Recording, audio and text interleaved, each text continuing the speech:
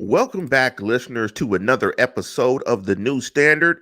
And as always, the show is coming to you post game after a fantastic victory by the Pittsburgh Steelers over the Baltimore Ravens. And joining me, as always, to my left, my partner in crime, Neil Coulon. What's up, Big Neil? Plenty, Lance. Plenty. It's been one of the most active days for us probably this season overall. And officially, I am changing my last name to Neil John McGlue, just so you know. John Luglue. Sorry, butchered that. Yeah, I've been sitting on that joke for yeah. an hour, and that's what I came up with. That's funny that when you were texting me during the game and you typed LeGlue, I thought you were bullshitting.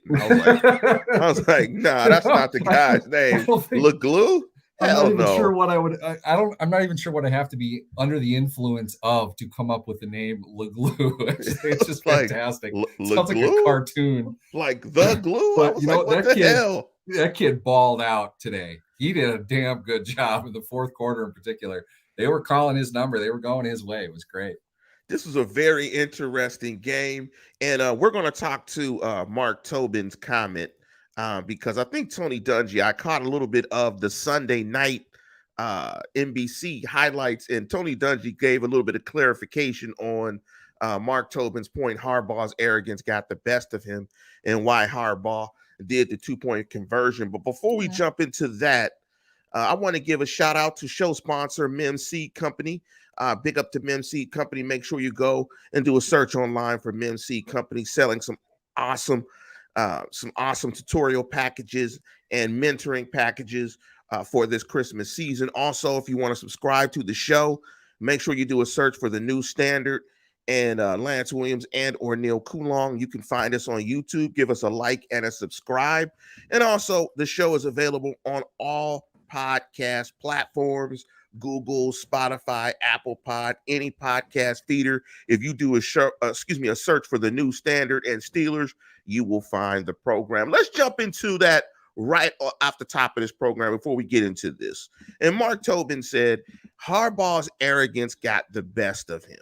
And my brother asked the question as well about Harbaugh's call to go for it for two. Now, I'm going to give you my answer about it before I heard the reason why from Tony Dungy on the Sunday night broadcast. Now, when I thought of the call, as I've matured in my perspective, in terms of how I started looking at football, I don't necessarily judge decisions by results anymore. I thought that they had a great play call. In fact, on that particular play, I thought the Steelers did not execute well. He was wide open. I thought the quick pressure from TJ Watt interfered with the throw, but the throw was still good enough for Mark Andrews to catch, although it would have been a very tough catch. I still think Mark Andrews makes that catch 8 out of 10 times. So overall, let's say 7 out of 10 times. That's a tough play. It's a tough play. But overall, the play call for what the Steelers were going to do defensively was right. Whatever the coaches did over that course of week, they knew the exact play call and exactly what the Steelers were going to do in that situation. In that moment, in that play, the Steelers were actually out-coached and sort of executed. It just didn't work. And that's what it is with the National Football League. You have to just be comfortable with your decisions. It's an execution game. It didn't work, but everything about the call was right. The call was right. I think you could argue whether they should have done it or not, but the call was right. They just did not execute it. And I didn't really have a problem with it. And that's not to say because I'm a Steeler fan, I didn't have a problem with it because it didn't work.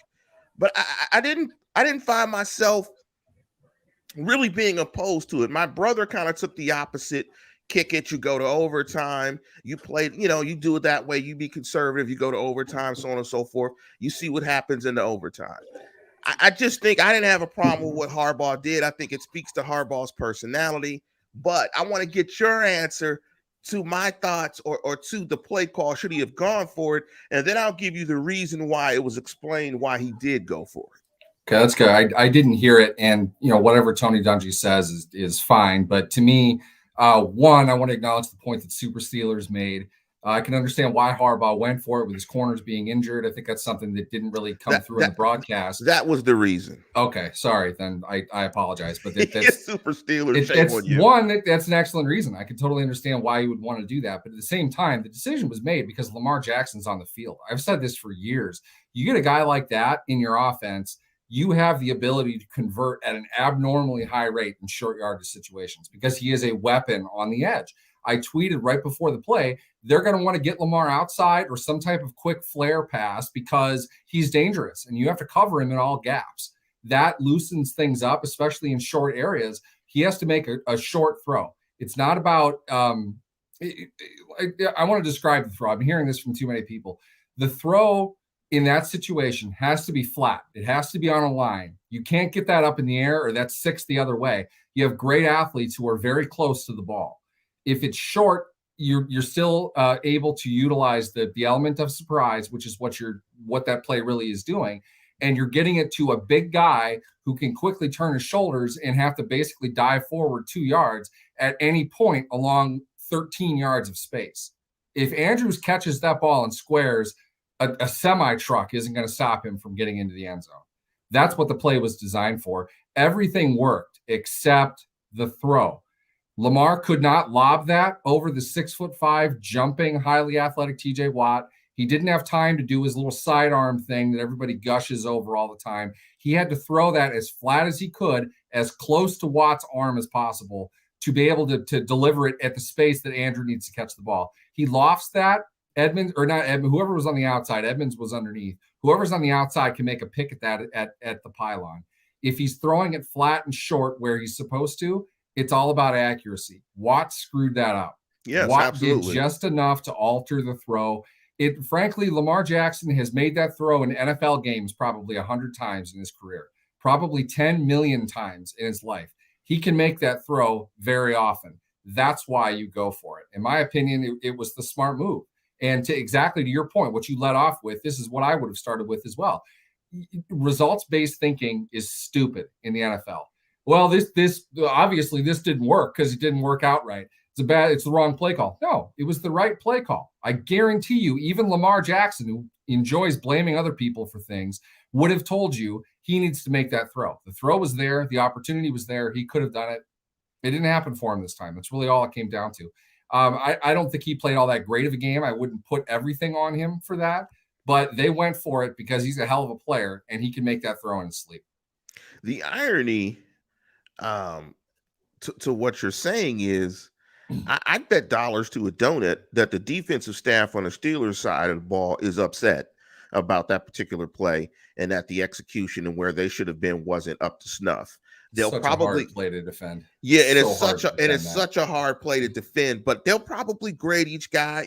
Each guy will get their particular grade and they'll break that down. That's a tough play to defend. And to your point, just to even bolster your point, you want to get it on Andrews as quick as possible to give an athlete enough space to make a decision. You don't want him to be running too long without the ball. You want to get the ball in his hands. So if he has to make a cut, a move, drop his shoulder, whatever, he has all that space to the pylon or to the boundary to be able to make that play in space. I mean, if anything, if he catches, he's trucking a secondary guy. Right. He's going to drop his shoulder on a guy. Here's the thing. If that's true, yes. But for Andrews to get in a position where he can physically just beat up Terrell Edmonds, he has to have the ball with his shoulders square to the line. Yes. If he's still running in the pattern, that ball isn't delivered yet, Edmonds has the advantage. Edmonds is a better athlete. He's faster. He's more mobile. He's more angular. He can get around the play easier. That window is very narrow. It's even if the element of surprise catches him off guard, if they wait a second longer, he's not open anymore. He had to get the ball on him right away. He threw it when he was supposed to. He just didn't get it exactly where it needed to go. And people are saying that, well, Andrews might be able to make this play. Let's put it this way. If Zach Gentry was the intended target on that play, it would have looked a lot worse than it did. Okay. Andrews is a phenomenal football player. You don't like football if you don't like watching Mark Andrews play. That kid is a beast. Absolute he's a monster. Load. He had a huge game again. He's been carrying their offense. Their offense has been junk the last couple games. Andrews is playing at an all-pro level, in my opinion. that's extremely difficult to ask him to make that catch. Even if he does, he's off balance at that point. They're going to catch him. He's not in a good spot. He's not going to get his shoulders square. I don't know if he gets in because of where the angle was. Because he's Andrews, he probably does, but it came down to the throw. And it's that play is designed to come down to the throw. It's not the easiest thing in the world when you have TJ Watt jumping enough into the passing lane, and Jackson doesn't have the ability to be able to just sidestep and deliver. It needs to come out right away. Yeah, that's a bang bang play. And fortunately for the Steelers, it worked out in their favor. Let me jump into another couple of comments about that play. Melvin, what's up? Melvin said, I could see it.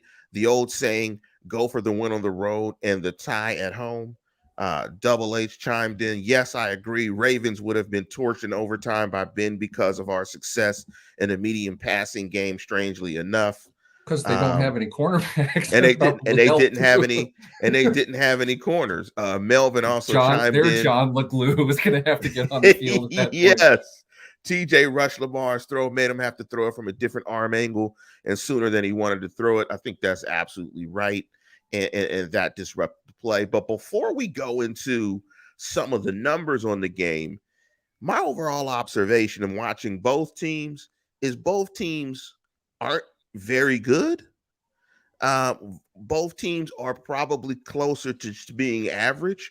Although the Ravens are 8-4 and the Steelers are now 6-5-1, that both teams are kind of average. I didn't think it was a well-played game, particularly on either side of the football. I just think you were right when we talked about it earlier on Monday, is that both teams kind of conservatived themselves to death and kind of made the game close. Until the coach went for 2 to win. Until the coach went for 2 to win. Yeah, on the road. Good call. I got that one. But you said it. Pretty much that, Harbaugh's going to play it conservative for the most part. Two passes from Lamar today, over 20 yards. One was the horrendous underthrow on the defensive pass interference, which I can't stand that rule. That's kind of what has to be called, but it's just cheap, I think. And another one that I don't think that went complete either. They didn't try anything down the field, really. They attacked the middle of the field. They attacked Devin Bush. They attacked Terrell Edmonds. Steelers defense held up, I thought, pretty damn well, all things considered. They're grossly outmanned. They have nobody playing up front for them anymore. Well, Neil, do you want to that point, do you want to elaborate with your colorful tweet that you sent me during the game about the Steelers front seven? Which one? There are too many white guys in the front seven? Yeah. That's obviously something I can't tweet. I'll just save that for you fine people here. But the reality is they have no athletes playing in their front seven anymore. If Devin Bush isn't going to be the athlete that we hoped he'd be, fine. But Schobert isn't a great athlete. He's showing that game in and game out. The Ravens running backs ran – I think the Ravens running backs even anticipated contact like 3 seconds before they actually got hit. You could see them kind of bracing a little bit. Steelers weren't there. They couldn't get there. You've got Henry Mondoon. You've got, I don't know even who else plays in that unit anymore. But when Derek Tuska go bys and everything, but Derek Tuska is not a sensational athlete. He's not out there to really be an athlete. Taco Charlton is not an athlete. When those guys are out on the field, you're not getting great sideline to sideline speed. And on top of that, you had Witherspoon in. He played a bunch more than James Pierre did today. I thought he did a great job overall. But they're so shallow defensively now. They need help on the defensive line. They need help in the linebacking group. They need help in the secondary.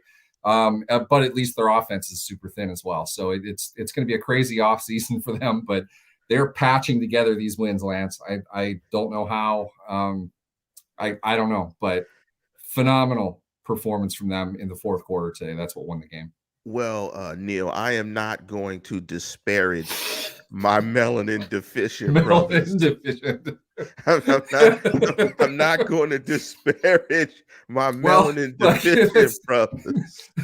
If you want me to be more PC, then fine. They're not athlete enough in the front seven. That's all I know.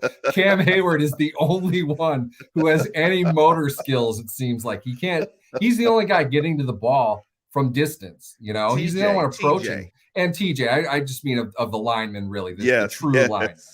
TJ shit. He's got to get upfield. He's got to get behind the quarterback half the time. Hayward has to do the job of three different people, and he's not going to last. I mean, I think he's kind of slowing down now. I don't think he was as dominant as he's been in the past. Didn't even have an Isaiah Buggs out there today, Lance. Not even a Buggs. The new guy. The new guy is on the field for 10 snaps, and he gets a holding penalty. You know how many defensive holding penalties there are on defensive linemen in a season? Like 5. The Steelers have had 3 this year. It's just stupid. They need horses up there, though. That hurt quite a bit, especially early. Yeah, I just wanted to make sure that you elaborated on that tweet that you hit me with watching the game, because I busted out laughing. Now we got that sound bite out for my blackmailing later. I busted out laughing in the sports bar, and no one knew what I was talking about. They were like, what is he laughing at? Because it was all Niner fans that were super loud in there, like it was a Super Bowl game, and I'm just the one Steeler fan trying to hide in a bar of everybody with no masks on. My exact words: way too many white guys in the Steelers front 7. I probably respond with "I dare you." Face emoji. You should say that on the show. And then like 19 texts provoking me to say it that I didn't respond to because I wasn't going to. Just to answer really quickly, no Buggs and Davis. Buggs was injured all week, and Davis just came off IR. I'm not sure. That means he wasn't ready. I don't know. Could be a conditioning thing. We don't know. I'm sure we'll hear about that a little bit more this week, but they definitely need both of those guys up and ready for a quick game on Thursday. In fact, that might be why they kept Davis out, just to try to keep somebody fresh for Thursday road game in Minnesota. Let's jump on the offense, side of the football. Some numbers that really jumped out at me, and I really did not think they had a chance to win this football game. When you look at some of these numbers at halftime, I mean, Najee Harris, 5 attempts for 13 yards. The Ravens had 13 first down to the Steelers 4. You look at time of possession, I think the Steelers had it maybe 3 minutes, maybe 5 minutes, maybe at most at the end of the half. I mean, some of the numbers at the half, some of the numbers at the end of the half were just incredible. Actually, it was 23-30 for the Ravens to 6-30 for the Steelers. And Ravens, that's usually like 2 turnovers. Keep that in mind. The Steelers didn't turn the ball over. The Ravens ran 39 plays in the first half to the Steelers 18. It was just amazing. 99.5-yard drive that 10 minutes or something on that drive, right? I mean, and it was their, about their opening that, possession was really long. I mean, they're an efficient, well-coached offensive team. I'm not surprised. What we talked about, Lance, leading into this game was just it was really kind of the unstoppable force versus the very movable object. I mean, the Steelers can't stop the run. They've struggled with that quite a bit, and the Ravens are really good at that. So it should. The game started the way that I thought that it would, but I knew, considering they got the turnover in the end zone, I knew that was going to come back to haunt Baltimore, just like I figured the missed extra point was going to haunt Pittsburgh. They absolutely needed to score, and not to beat up Lamar Jackson here or anything, but my God, what a stupid decision that was. If I was John Harbaugh, even with a veteran quarterback, I would have said something after that one. That was just dumb. Considering how conservative their game plan was, considering how much better talent-wise right now, where the two teams are, the Ravens are than the Steelers, for him to make a throw like that, it's a huge mistake. Huge. Yeah, on that drive, they had 16 plays. They went 94 yards, got 5 yards and penalty yards. That drive lasted 10 minutes and 27 seconds. The first drive was 6 minutes and 30 seconds, and they followed that up by another drive of 4 minutes and 23 seconds. So, in that situation, the way I was trying to describe it to my brother as we were talking after the game, it's Lamar Jackson is starting to play football like a guy that is getting into hero ball. And I try to describe it as, in basketball, if you have a 1-on-0 break where you could drive to the bucket and shoot a layup, Lamar Jackson is stopping at the 3-point line and shooting threes. I mean, he's not taking the gimmies. He's not taking the gimmies. He looks like he's trying to hit home runs consistently, and he's just not executing the gimme stuff that's there. Either he's not seeing it, and it's just been very interesting because typically with a guy that mobile, you're scared to blitz. But now everybody's blitzing Lamar because Lamar can't handle it. They're Either he's blitzing him and they're not trying to take him down. They're trying to squeeze him and force him into a decision. And that's what he can't do because they're taking away the middle of the field. And he doesn't read the deep stuff very well, if they even give him those options. How many targets did Brown have today? 4, I think, and 2 of them came in that last drive. So you look at things like the 7 targets. Wow, okay, he got up there a little bit. But yeah, the distribution of throwing in Baltimore clearly says it's short or it's all the way, and they had no all the way throws in this game. You put all that together, they've got a short passing offense that's predicated on the run, and their quarterback, he made it. The looks were there, in my opinion. He had a lot of opportunities to make plays. Romo bagged on him for that too, like he should have. You put all that together, he missed several opportunities, and this was a team that still converted 50% of the third downs. I mean, they really had several opportunities to win this game. I'm really surprised they didn't. I think another thing that jumps out when you look at the Steelers on the offensive side of the ball, in the second half, that's when you started to see the time of possession flip in favor of the Steelers. In the fourth quarter, the Steelers had the ball for 10 minutes and 17 seconds to the Ravens 4 minutes and 43 seconds. And that's when you started to see attrition started to break down Baltimore's defense, because the Steelers back-to-back had drives of 10 and 11 plays where they had it for 21 plays for 109 yards. And I think this is a case where numbers slightly lie, because although the Steelers ran it for 25 times for 85 yards, both running backs ran it 23 times for 84 yards. You did see the Steelers start to make some hay in the second half, particularly in the fourth quarter, with the physical running game. Although it didn't work early, I was impressed that they stayed with it, and I was surprised that Najee Harris still did get 21 attempts. Although, to what we've been saying about Najee Harris, the explosion isn't there. There's not going to be many runs where Najee Harris does not get contacted by at least 3 other players on the defense. Yeah, it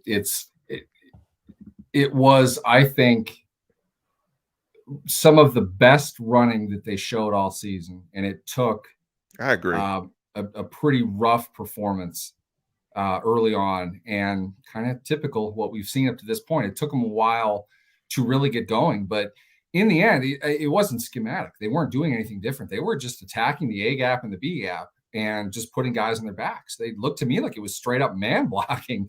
I don't think it was really anything fancy. It's just they happened to get it, and Harris had a step past the line in order to develop some speed to help complement the power that he has.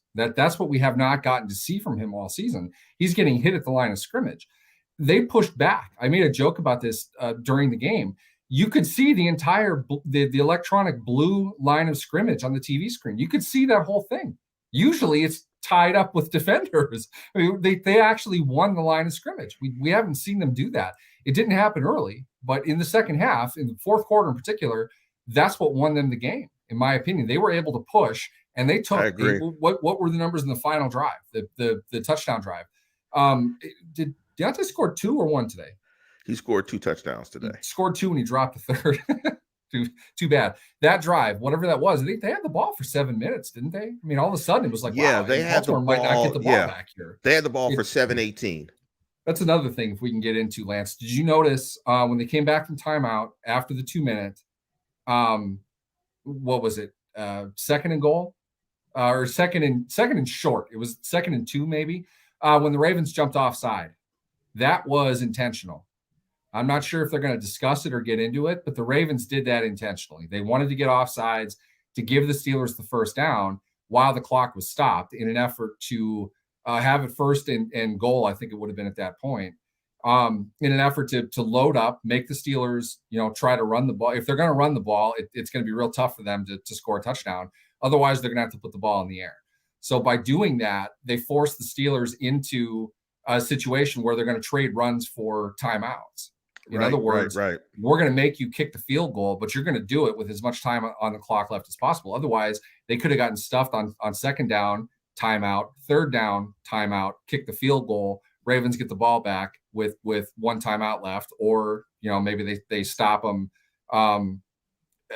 short of that, push it back further. But the idea that Baltimore was imposing at that point was we're not going to let you score a touchdown, but you're not going to be able to milk the clock either. So Right, really, right. really smart football. I think it's kind of lame. I know that we've gone over this. You've seen Belichick and Vrabel famously got into kind of Yes, rule book battles yes, on the field. yes. Harbaugh's done this before, kind of gaming the rules a little bit. It's something I think they need to address. Um, you shouldn't be in a position to commit penalties in an effort to stop the clock and gain from it. A penalty should Yeah, be a yeah. penalty. It should be a penalty. You shouldn't be able to It's gain an advantage. it's not. I understand. It's not a question of being smart or stupid or anything like that. It's just that this is not the way the game is supposed to be played. I'm not going to let that bleed into Kenny Pickett sliding for fake sliding for ending up touchdown runs. I have my opinion on that too. I think it's kind of bush league, Yes. but Yes. the right team won. We're happy about that. But you shouldn't be able to do that. Although in the situation, I felt it was very smart of John Harbaugh, and he's a coach that I absolutely can't stand. The guy drives me insane, but he's a smart coach. He's really good at what he does. Leading back to at that point, I'd be willing to guess that Harbaugh had the 2-point conversion play in mind. I think that Yeah, he they had expected to that. get the field goal. He expected to drive the field. He expected to score the touchdown. Then he expected to go for 2. So he set it up well, and that's why the Yeah. Ravens are such a tough team to beat. It's look at what it took for Pittsburgh to win this game, and they Yeah, weren't that favored. that 2-point conversion was teed up. They had that. They knew exactly what the Steelers were going to do in that situation Shit, if they we've got in that seen that play situation. 1,000 times, and Yeah, they usually knew it's a it. touchdown They to knew that exactly. freaking Ricard idiot, whatever his name is. Yes, yes, yes, Usually yes. it's that. They have some Yeah. variation of their Swiss Army big guys from their backfield. They'll go into a heavy set and shoot out 3 or 4 guys in different spots that aren't exactly the same as what they've done before, but it's essentially the same throw. It's essentially the same blocking. And what you really need is a snap. You get the snap off, the quarterback can get rid of the ball right away. And Lamar usually does a really good job of that. And this was the time he didn't. Let Fortunately me for the Steelers. let me correct myself. The 2 drives in the fourth quarter lasted 4 minutes and 33 seconds exactly. It was 2 back-to-back drives. So they had 2 drives back-to-back of 21 plays that lasted about 9 minutes. The first drive was 10 plays for 50 yards. The second drive was 11 plays for 59 yards. And then in the second half, they had 3 consecutive drives of touchdown, field goal, touchdown, which is something that they have not done often this year, where they've scored 3 consecutive times on drives, let alone 3 consecutive touchdowns on drives. So kudos to the offense. And I think one last person on the offensive side of football that you have to mention is Deontay Johnson, obviously. 8 receptions, 11 targets, 105 yards for 2 touchdowns. And he's clearly established himself as the number 1 wide receiver on his team. Chase Claypool, I think, has taken a step back. James Washington is no longer a player of any note or substance in this offense. And so kudos to Deontay Johnson for stepping up in a big way in this game. And Ben Roethlisberger did just enough to get this victory, played very well in the second half, did not turn the football over, and made some pretty good throws. One thing that stood out to me, the last thing I want to give props to is this offensive line is Baltimore. That's going to be Baltimore. I think their biggest issue in the playoffs, along with Lamar Jackson struggling with the blitz, is they get no pressure. They get absolutely no pressure. And I thought this offensive line, in terms of pass protection, because you have been through it. Let me look at the numbers here. How many times did Ben throw it? Ben threw it 31 times, and there was only 1 sack. And I think in the game, Baltimore only had 3 quarterback hits. So the offensive line was outstanding. On the defensive side of football, I think when you look at the defense, I think, TJ Watt's, his stat sheet, his stat line was monstrous. Um, he really played a well of a game, and it really made a difference that he was out there. When you look at his stat line, TJ was just getting loose. He was doing his thing: 5 tackles, 1 assisted tackle, 3.5 sacks.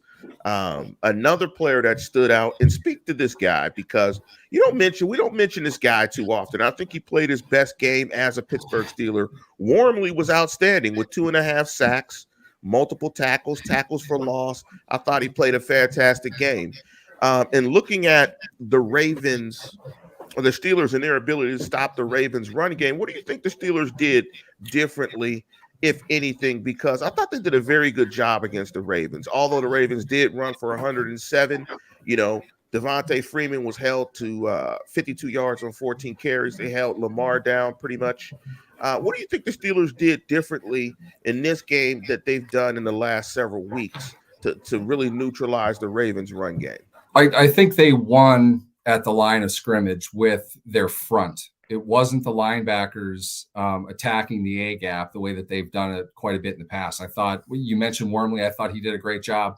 Tomlin called him out after the game as well, sending a message to the team that traded you within the division, because that's what that team thinks of you. He went out and had a monster game, dominated that B gap, C gap, in an effort to not just, when we talk about the Ravens run game, what we're really talking about is Lamar Jackson and their RPO options that they have.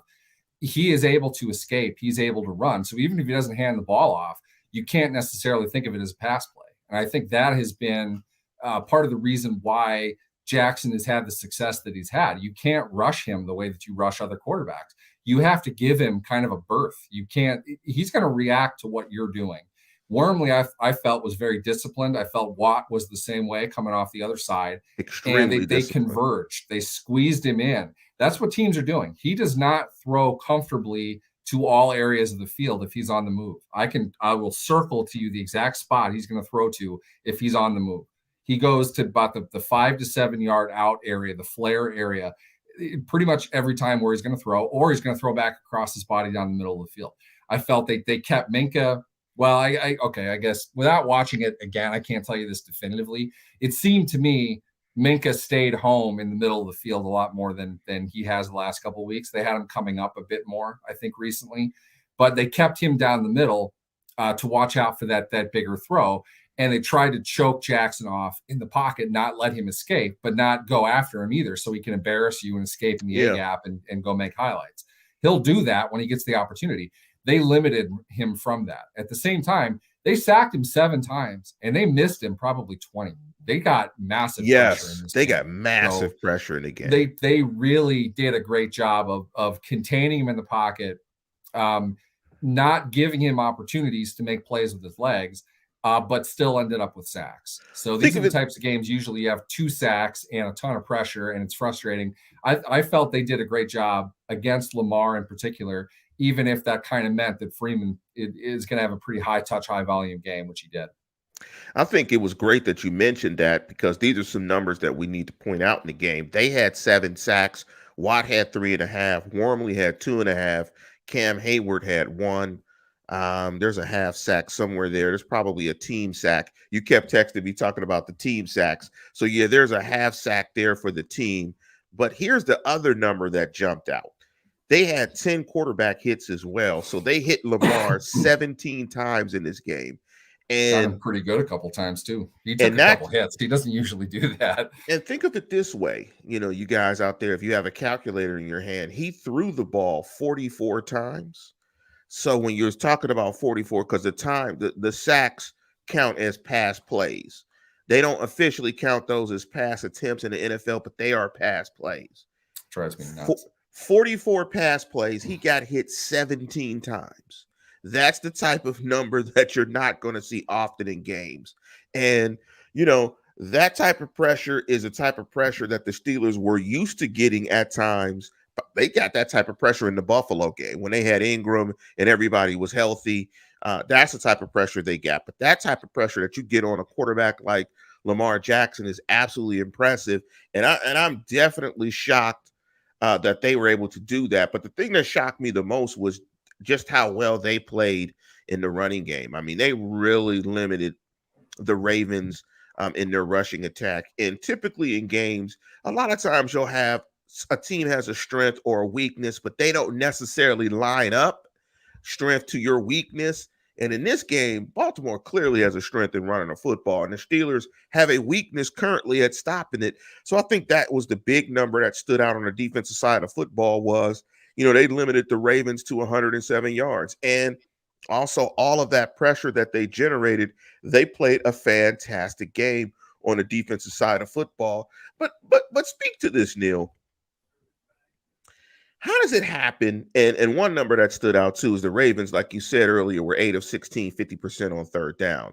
And for the Steelers to survive that, it just shows you just how tough this ball game is. But Neil, explain this to me. How does this always happen? You get tons of pressure on guys. You play good defense for like 58 minutes. Last drive of the game, when Boswell kicks it out of bounds, I'm just like, okay, here we go. I was like, it rolled out of bounds. I said, oh my goodness. Here, I was like, here we go. You play good defense all game. You generate pressure all game. You give up a touchdown in like 4 plays. How does that happen? I mean, how do offenses how do they find those 4 plays? How does their defense all of a sudden can't stop that situation? I mean, it's always perplexed me in the years that I've been watching football. How does that happen? Because you see it happen all the time. Teams play good for the majority of the game. These last drive situations, they just give it up. Simply put, I would say this, and there are going to be 50 different answers for this, I'm sure. The difference is up until that final drive, most of the time, pretty much all the time, ending that possession with a kick is a good thing. Either kick the extra point, either kick a field goal, or you punt. Punting is no longer an option if you're behind 6 or 7 with a minute and a half to go, whatever it was for Baltimore. They can't punt. Field goal doesn't work. So all 4 downs, every distance of the field, everything is in play for you on offense. As a defense, what you are not going to allow is 8 to 15 on the sidelines and anything down the middle. So you're defending areas more than you're defending your opponent, in my opinion. There are a lot of different ways to look at this, and it's not as simplified as that. You can't play straight up when your opponent doesn't have the fear of turnover. They're going to take risks. They're going to try lower percentage stuff that they wouldn't in the second quarter. Right. So you're facing more of them while you yourself are equipped with less than you would have because you need to tackle the guy in bounds. They only have one timeout. You can't let them go out of bounds and catch their breath. I think one issue, and not to insult people, but this is kind of what you get when you primarily play Madden and fantasy football. Wide receivers on 2-minute drills, they run 30-yard patterns at full speed, and they have to bust their ass back to the line of scrimmage, get set, and go do it again. There are only so many times you can do that at an optimal level. It doesn't mean he's not going to collapse and puke, Lawrence Timmons style, whenever it is that happened to him when he got a little bit too excited. But it's more, you're not able to run 100% of your ability at that point of the game more than maybe 2 patterns in a row. So getting out of bounds becomes a premium thing for teams to do. They can't stop them short either. Pick up 5 yards at a time. Okay, you're going to burn the clock. So defense is basically covering like an H around the seams. They want to defend stuff in that area, not worry so much about the flats, not give up anything deep, and not give up deep outs. Don't let them get out of bounds. Keep them in bounds. We'll trade yards for time off the clock. Yeah. So with that, you tend to get more success. And when you apply that perspective evenly with drives throughout the game, it's going to make it look like they're having huge success and you can't stop them. Well, some of it, yes. In this particular case, I thought the big one down the middle, maybe it was to Bateman. That was messed up. Something happened there that wasn't good. Things like that happen. But really what it is, it's a game that is geared toward offensive players that have massive amounts of skill offensively, and they're taking the governor off. They're just chucking it. They're winging it. They're letting it all hang out because they have to take those risks. Punting is not an option for them anymore. It doesn't matter. They're going to throw the ball 25 yards down the field into double coverage if they need to, just because, they have to get the ball down the field. They're going to lose the game if they don't. So it's not so much that yes, black and white, they have success in those situations, but they're playing against a much softer defense, not a prevent defense, but you don't play them straight up because they're not playing straight up. You have to protect yourself from what they're doing. And if you are Pittsburgh, a minute and a half left in the game, if it takes them a minute 20 to get to the 30-yard line, you're successful at that point. They're not in a good spot to get a touchdown pass. But Baltimore made two of those plays were good. They beat Pittsburgh's defense and put themselves into position to do exactly what they did. And then the touchdown throw I thought was really good. It was a great throw by Jackson. I think it was Watkins' only target of the game or something like that. Probably not a play that Trey Norwood's going to want to look at in film again. Didn't look to me like he played that particularly well. So you have issues like that, but it's an offensive game. It's a completions league. They want you to complete passes, and they know how to do that. So that's the bulk of it, to be honest with you. And it's to Double H's point, and with 1 minute and 21 seconds to go, he strip sack, Lamar strip sack, and that ball floats out of bounds. Rolled right out of bounds. And if they get that pass, because like it was being driven out of bounds. In those situations, pass rush is what beats that. Hopefully you can get home on a pass rush or make a tackle to keep them in bounds, to keep the clock running, since you are exchanging yards, for time. But let's jump into what the title of the show is 2021 Big Ben's Last Dance. I know all you Steeler fans heard the news that came out this week, reported by Adam Schefter. Let me read Adam Schefter's tweet about Big Ben. And it said, Big Ben, or Ben Roethlisberger, privately telling former teammates and some within the organization that he expects this to be his final season playing quarterback for the Pittsburgh Steelers. Now, the funny thing about this isn't a leak. This is like a flood, right? So, when everybody reports the same thing, basically coordinated within like 10 minutes of each other, this isn't a leak. This is broken news. This is a flood. This is a flood of information that came out. Now, you had a really good point, and we're going to jump into your second point, but we'll jump into the first point first. I want to ask you about the timing, but I want to point out something that when I asked my brother, he didn't get it. He didn't catch it. So let me read it again to see if listeners catch it. I don't think listeners will catch it. Roethlisberger privately telling former teammates and some within the organization that he expects this to be his final season playing quarterback for the Pittsburgh Steelers. And let me just cut to the chase. There are two things that are different here. The statement says his final season playing quarterback for the Steelers. It did not say his final season playing quarterback in a National Football League. And looking at this statement, is it Ben's last year with the Steelers? And do you think there is any way that Ben Roethlisberger plays for another team outside of the Pittsburgh Steelers?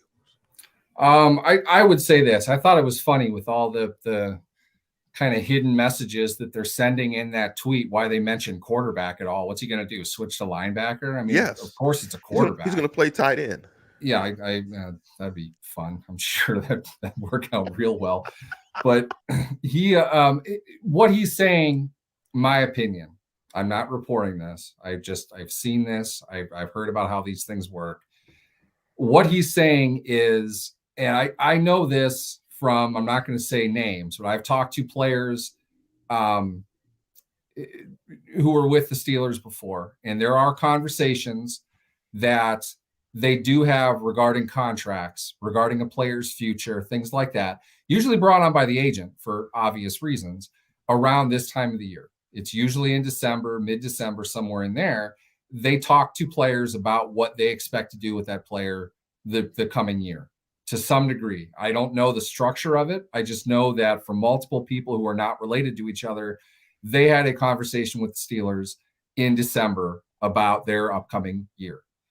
I'm going to guess Ben anticipated that the conversation was we're going to move on, just so you know. So it's not a surprise when we're not together in March. The players don't show up to work 9 to 5 at the facility. When the season's over, they're gone. Okay. They certainly can come and work out if they want, but many of them don't live there. They don't go in unless they have to. They usually go on vacation. They have surgery. They hang out at home. They don't go into the facility. Yeah, And with yeah. that, they don't talk to the general manager, the head coach, all that much. They They're might healing. text, but Like yeah, from my experience with players, they're healing. They're tired. right. They're beat to shreds. Mm-hmm. They have no obligation in the offseason outside of designated events, and usually it's not one of them. So the Steelers try to have those conversations directly with the player because they end up dealing with the agent toward the end. So my guess is Ben had that conversation with the Steelers. Steelers confirmed they aren't interested in having Ben around next season. I still think it's a 99% lock that Ben's going to retire. And I think that's always been what's on Ben's mind. But at the same time, and I hope everybody would agree with me, and I would beg you and implore you, if you had the situation, to think about it. If I don't know, give me a team, somebody, anybody, give me a team. Washington football team. The Washington football team offered Ben $25 million fully guaranteed next year. He's going to think about that. That's a lot of money. I don't care how much money he's made. That's a lot of money. Okay. That's a lot of money. He's, absolutely. and on top of that, it costs him nothing to leave the door open. And it might cost him potential interest to shut it. If he tells everybody now he's not interested in playing, whether that's directly or indirectly like he's doing, then nobody's going to be around. Really, all he's doing is giving himself an option in case the situation arises to say, I'm not retiring, but my time with Pittsburgh is done. That might turn into a retirement, but for now, this is what I'm going to do. Hines Ward got cut, and he looked around the market to find a suitable option, didn't find one, then he retired. Troy Polamalu was given the permission to go find something else that he found suitable before the team cut him. He didn't. They cut him, and he retired. They'll give Ben the same option. They'll give Ben the latitude for that, but the reality is, Lance, and you and I have discussed this ad nauseum over the months. Yes, we have. He's not playing for Pittsburgh next year. And I'm only saying for Pittsburgh next year to cover the extremely hypothetical, very unlikely scenario that another team wants him for a year. I don't think that's going to happen. So, yeah, I don't think he's played good enough football for anybody to want him to start for them next year. I think this situation is a little bit different from Phillip Rivers. I think at this point in time in the same situation, Phillip Rivers was better. I think, and he wasn't good either. And he wasn't good. I think Ben is not. He lost that game for him against the Steelers last year. Yeah, and he didn't play well against Buffalo in the playoffs. I don't think Ben warrants. I mean, in the open market, I can't see. I'm glad you threw out the nice little number of 25 million. But when you look at starters in the National Football League, I don't want to just kill Ben. Ben's not really much better than Jared Goff. I mean, they're similar. They probably are. Their value should be about the same. Production-wise, we've seen two very similar players in different situations, but the only thing we can compare equally is their stats playing against NFL competition. Yeah. They're pretty similar. Not too far off. Ben's better, but they're not far off from each other. And nobody would put either of them in the top third of the league, that's for sure. And if you're a team that is seriously wanting Ben Roethlisberger to start for you, you're not that good.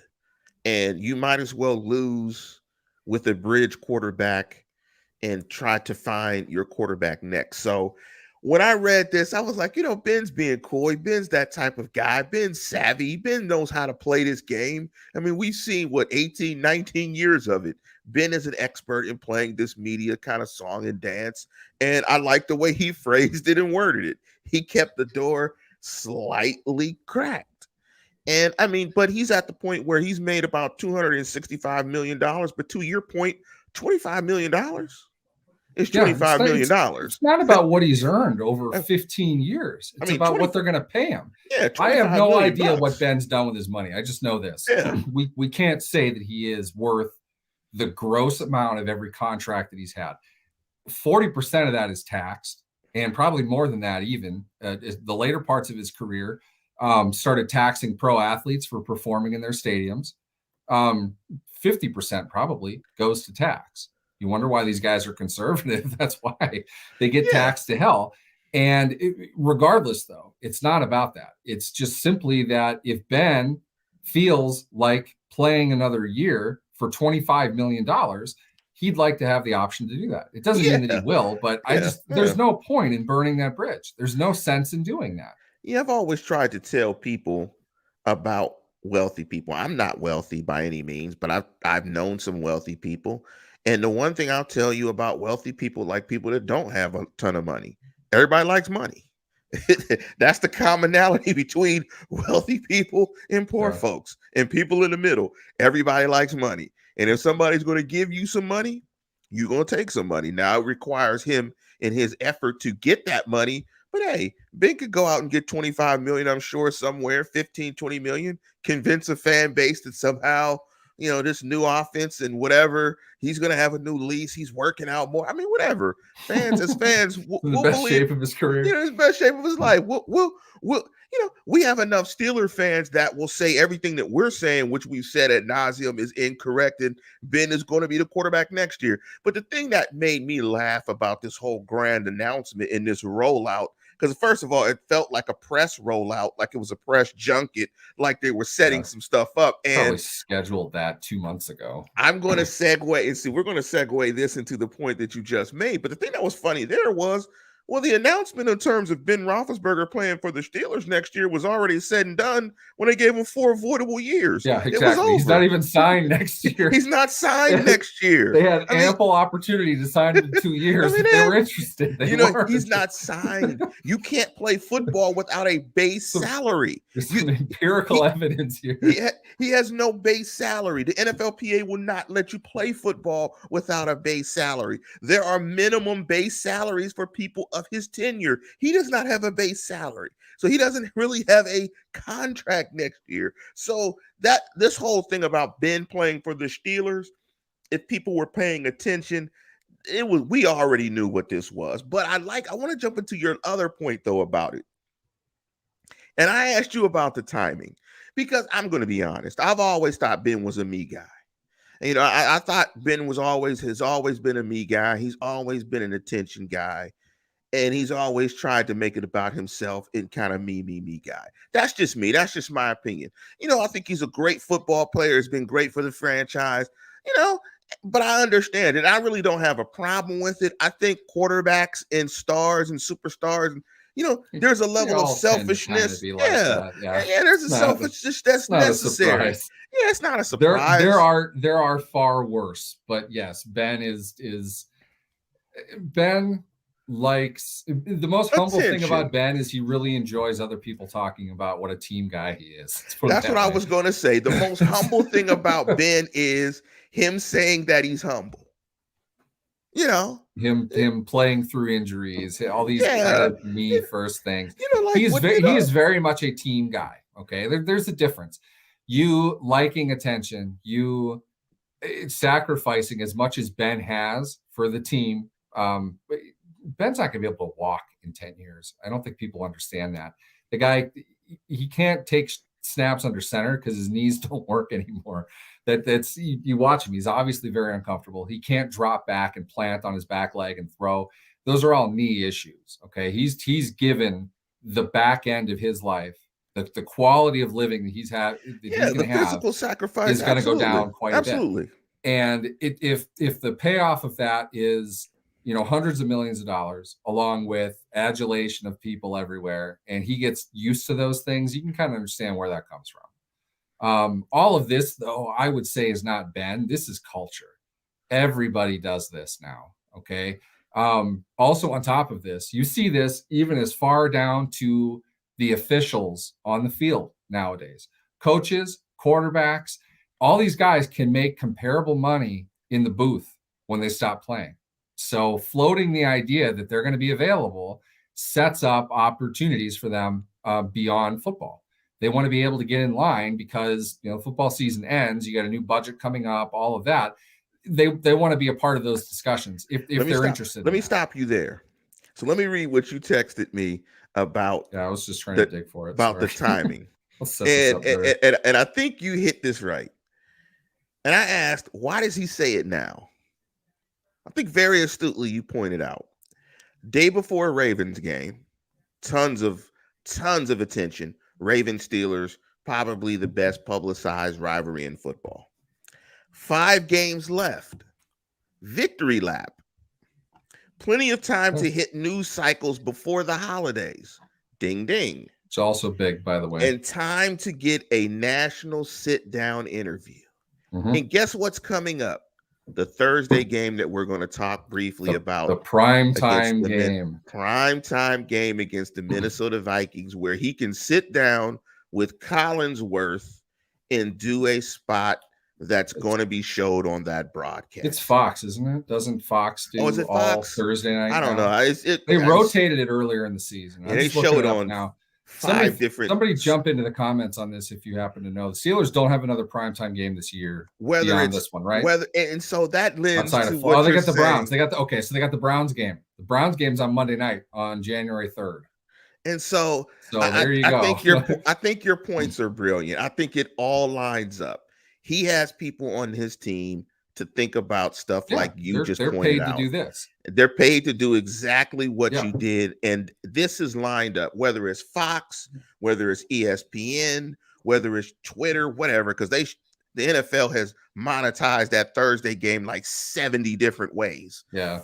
But regardless of whatever medium you catch it on, he's probably going to be doing a TV spot, and he's going to be talking about everything, his career, the way he loves football, so on and so forth. And Melvin says the NFL Network, whoever it is, they're talking to Ben Who Roethlisberger. cares?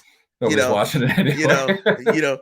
They're talking to Ben Roethlisberger, and that just goes to, Ben's a peacock, man. Ben got big feathers, man, and they're bright and they're bright. I mean, Ben's a peacock. I've met the guy, couple of situations. Ben's a peacock, and he struts like it, man. He's a peacock. I mean, the guy won Super Bowls. I know. We'll say that, and people will speak about it in kind of a hesitant, almost defensive way when it comes to Ben.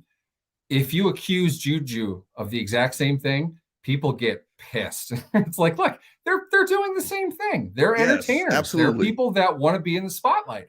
This is their business. It's their brand. People don't understand that. This is not like a game to them. Okay. It's entertainment for us. We take it very, very seriously. They take their brands very seriously. They want to be able to maximize what they can earn. And these are opportunities where they can do that. I will say this. I don't think Ben would be a studio guy. I don't think he'd really like that. That's just me. I don't think he's like that. But two things. Let's wait and see what happens leading into that Monday night game against Cleveland, January 3rd. If he does a sit-down interview, if it's, broken everywhere that he's retiring and he's got to go on camera and say, shucks, you got me. You found out. If he does that whole thing, trying to think of the best way to say this, judge for yourself how much more charismatic and how much more funny he is. If he is, he's gunning for a studio gig. Okay. That's exactly why he's doing it. He gets 10 minutes of FaceTime in front of a national audience. That's his audition. Yes. If he can do that, how do you think Romo got his gig? Anybody who knows Tony Romo knows he is exactly who he is on camera. He is the most charismatic guy alive. Everybody loves Tony Romo. He was built for the booth. It wasn't until Jim Nantz, who was his longtime golf buddy, convinced him to give broadcasting a shot that these opportunities came up there. Jason Witten tried it. Terrible. I don't think there's anything really particularly likable about Drew Brees. I don't see any reason to pay him a lot of money. I like Drew though. I think Drew does a good job. I like boring. I like Drew. He could be any guy. He could be Jack Collinsworth. He's another dude. Drew, any guy. That's who they all want is Peyton Manning, and Peyton is the smart one to not do their structure. He's building his own thing. I think he and Eli are going to build their own little company and do their own thing exactly like they're doing. Because you know what? That's how I want to watch football from now on. I absolutely love the brothers are funny. And who would have known? They're perfectly irreverent. They're knowledgeable. They're insightful. Yes. And they're so goofy and not professional with what they do. Yes, and they're you kind want of funny. To watch it. Yeah, they are goofballs and they're idiots. They don't do anything right. It's great. They are kind of funny. But let's switch reels before we get out of here. Right. And let's talk briefly. Break this game down for me really briefly because we're really late in the show. And then I'm going to get into my I said it. Give me a quick breakdown of the Steelers Vikings because I think the way this is going to work out, we typically do a Thursday show, so we're just going to do a post game. There's no way we're going to roll out a show on Wednesday to kill this show for the Thursday show. So we'll just do a post game if you're available, because I know it's late for you. Break down this game. Break down the Steelers Vikings game. I haven't seen a ton of the Vikings. I do know that Jefferson is a guy that's super dangerous. I love Jefferson. He's a whale of a player. Dude. Love that guy. Cook is out, which I think bodes well for the Steelers. I hate when teams have to travel on that Wednesday game. I think that's on a short week. I think that's really tough, especially in a physical game like this, where it's a big advantage between two fairly equal teams. The home team, it wins those more than the league average, and a large part of it is both of them are beaten up. One team had to give up a day to travel. Everyone's we've created a monster here. Yeah, there are a lot of white quarterbacks. So give me your thoughts on this Viking game. I think at first blush, I would think after a physical divisional game against the Ravens, I think it's going to be really tough for the Steelers to go on the road and get that win. So I would favor right now the Vikings, just because of the war of attrition. Jefferson playing on the road against a pretty good wide receiver core, particularly if Thielen comes back. Thielen got hurt and banged up in the game on Sunday. But I would favor Zimmer said he's sprained an ankle, so we'll find a short week. A sprained ankle for a receiver doesn't bode real well. He's definitely not going to be 100%, even if he does play. From what we understood, Cook was going to be out, just given the short week. He might have played on Sunday. It doesn't sound like he's going to play Thursday against Pittsburgh. The Vikings are an excellent passing team. I know that bagging on Kirk Cousins is the coolest, hippest thing to do because Kirk Cousins is a total dork. Kirk Cousins is a good NFL quarterback, and he can throw the ball. They're a good passing offensive team. They've got a lot of issues. I don't think Mike Zimmer is going to survive this season. The direction of the team is kind of up in the air. That helps. I think they're kind of a weakened opponent, but they just lost in the last second to the Lions. They're playing at home in what's going to be probably either a save your job type of game for Zimmer, or it's an audition for your next job type of game. Either way, that's a dangerous Vikings team. Everyone's excited about, I'm not calling it a fluke win, but one of those two teams, if not both of them, is not good, Baltimore or Pittsburgh. It was a fun, exciting game. We saw some good football. There were stretches of some pretty bad football as well. Big stretches. The Steelers are not good enough to overlook anybody. I don't care how excited about this win you are. I don't care what the Ravens' record is. The Vikings can play. They're decent enough that the Steelers have no business overlooking them. I think, though, with that, Pittsburgh is going to be emotionally riding high, whereas Minnesota is going to be pretty beleaguered, considering who they just lost to, the manner in which they just lost the game. Coaching wise, I give a short week advantage to the Steelers. I think it'll be competitive. I think Pittsburgh will win it. Well, that's interesting. I think I would pick the Vikings right now, just on the short week. And I kind of go on the opposite in terms of the emotional letdown after you lose a game like you did in the way that you did to Detroit. There's some element of get back. But I think it's going to be a poorly played game by both teams, just because in general, most of the Thursday games are poorly played. The players are beat up, and it's a quick turnaround time to get prepared. So this is one of the few times where Neil and myself are going to disagree. I'm not going to throw out a score. I'm going to take the Vikings. Neil's going to take the Steelers. But the Steelers are at the 6-5-1 mark. Very good win. We picked them to go 7-10. So our 7-10 is not in play. It would be 7-9-1. But that's still in play. But very impressive win for the Pittsburgh Steelers, overcoming a lot of adversity in the game and getting the win. But we're going to end with this last segment. Yeah, I said it. I hate advanced analytics. Let me just say this. They showed a metric called completion percentage above expectation. I was just like, wait a minute, man. Come on, man. Now, and for me to say that I hate advanced analytics in and of itself is funny. I don't know if you guys know, I'm a graduate of Carnegie Mellon University. Neil knows Carnegie Mellon. If you're in the Pittsburgh area, you know Carnegie Mellon University. Carnegie Mellon University is numbers. That's where the smart kids go and teach. I mean, analytics, all that stuff, right? You would think that more analytics, I definitely am like, oh, I'm CMU guy, analytics. Some of this shit is just ridiculous. Let me just read this again. Completion percentage above expectation. Are you kidding me? How are you going to show that in a broadcast when a player is going 5,000 miles an hour and show this next gen stat? I'm just like, stop it, please. Stop it, please, with the advanced analytics. That's why we have done a great job this year in dumbing down the football terms. And if we use football terms, we explain them. But we have tried our best. We've done a great job. Forget all this stuff, man. Come on, man. I like numbers. Some of this shit is ridiculous. I mean, some of it is just like, come on, man. You're just creating up a number to make yourself look smart. I mean, good lord. You get, Oftentimes, I would agree. That's usually the case. Whatever it is, statistics absolutely play a role. Film absolutely plays a role. I don't feel you can do one without the other. You have to bring them both together. The people that do that, you know who they are when you read over what they're doing. They're making tangible points. They're not just coming up with a statistic to entertain you with a statistic. They're talking about actual football, which is what we try to do here. I review a lot of what they would call advanced analytics. I enjoy that kind of thing. It gives you a perspective, but it's telling you what's happening on the field. You know, as Bill James would exactly. say, a statistic tells you what you already know, which is to say you're watching it, you see it, it's tangible. Okay. Advanced analytics, things, completion percentage above expectancy has a place, but not like game to game. You know, it really, it's a pure measurement. We have a good sense of who Ben Roethlisberger is as a quarterback this season, just like we have a good sense of who Lamar Jackson is. I don't really care which one has a higher completion percentage above expectancy.